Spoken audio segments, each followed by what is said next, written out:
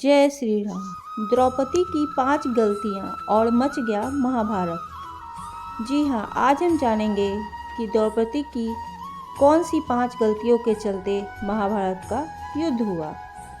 महाभारत में द्रौपदी एक अहम किरदार है। द्रौपदी के जीवन और चरित्र को समझना बहुत ही कठिन है। उन्हें तो सिर्फ श्री कृष्ण ही समझ सकते थे। द्रौपदी श्री कृष्ण की मित्र थी। मित्र ही मित्र को समझ सकता है। आज हम आपको द्रौपदी की वे 5 गलतियां बताना चाहते हैं जिसके कारण महाभारत की संपूर्ण कहानी ही बदल गई। यदि द्रौपदी ये 5 गलतियां नहीं करती तो आज इतिहास कुछ और होता। द्रौपदी की पहली गलती थी स्वयंवर में कर्ण का अपमान। द्रौपदी कर्ण को बहुत चाहती थी, लेकिन जब उसे पता चला कि कर्ण तो सूत पुत्र है तो उसने अपना इरादा बदल दिया। उसने पहली बात तो यह कि कर्ण को स्वयंवर की प्रतियोगिता में भाग लेने नहीं दिया, और दूसरा यह कि उसने कर्ण को बुरी तरह से अपमानित किया। यदि वह ऐसा नहीं करती तो परिणाम कुछ और होता। हालांकि द्रौपदी के पिता ने द्रोणाचार्य की मृत्यु की प्रतिज्ञा ली थी और उनका वध अर्जुन के अलावा और कोई नहीं कर सकता था। इसलिए वे चाहते थे कि उनकी पुत्री का विवाह अर्जुन से ही हो।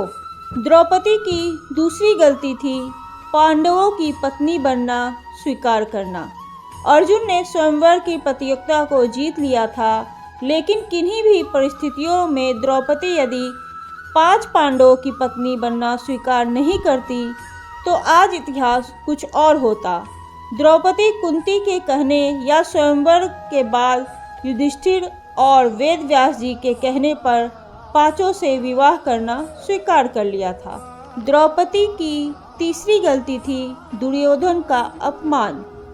द्रौपदी ने ही इंद्रप्रस्थ में युधिष्ठिर के राज्याभिषेक के समय दुर्योधन को कहा था, अंधे का पुत्र भी अंधा ही होता है। बस यही बात दुर्योधन के दिल में तीर की तरह धंस गई थी।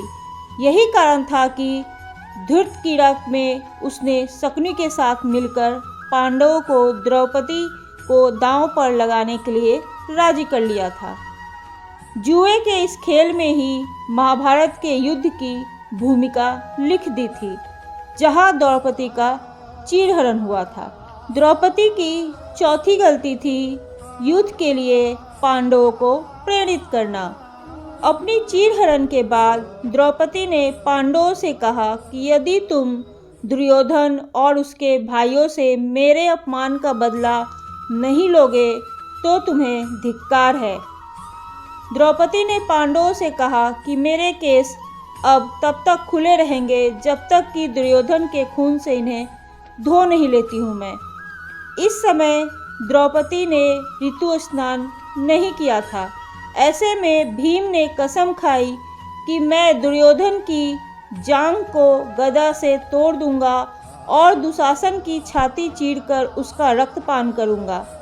चीरहरण के दौरान कर्ण ने द्रौपदी को बचाने की जगह कहा कि जो स्त्री 5 पतियों के साथ रह सकती है उसका क्या सम्मान।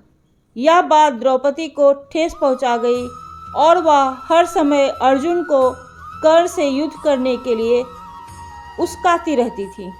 द्रौपदी की 5वीं गलती थी जयद्रथ की बुरी नज़र। जुए में अपना सब कुछ गंवा देने के बाद जब पांडव वनवास की सजा काट रहे थे, तब दुर्योधन के जीजा जयद्रथ की बुरी नज़र द्रौपदी पर पड़ी। उन्होंने द्रौपदी के साथ जबरदस्ती की और उसे रथ पर लेके जाने का दुस्साहस भी किया, लेकिन ऐन वक्त पर पांडव आ गए और उन्होंने उसे बचा लिया।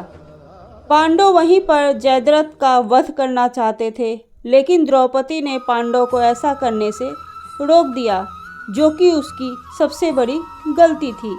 द्रौपदी ने जयद्रथ के सिर के बाल मुंडवाकर 5 चोटियां रखने की सजा दी और सभी जनता के सामने उसका घोर अपमान करवाया। जयद्रथ किसी को अपना चेहरा दिखाने लायक नहीं रह गया और हर पल अपमान को सहता रहा।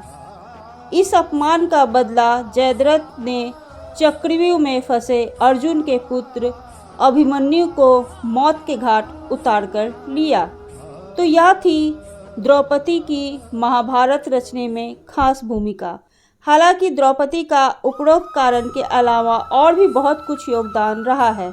इनमें से ऐसे कई कार्य हैं जिसके लिए द्रौपदी की प्रशंसा की जानी चाहिए। तो ये थी द्रौपदी की वो 5 गलतियाँ जिन्होंने महाभारत का युद्ध कराने में अहम भूमिका निभाई है। तो आपको ये कहानी कैसी लगी प्लीज़ कमेंट करके मुझे ज़रूर बताइएगा और मेरे चैनल को लाइक और सब्सक्राइब भी कीजिएगा। जय श्री राम।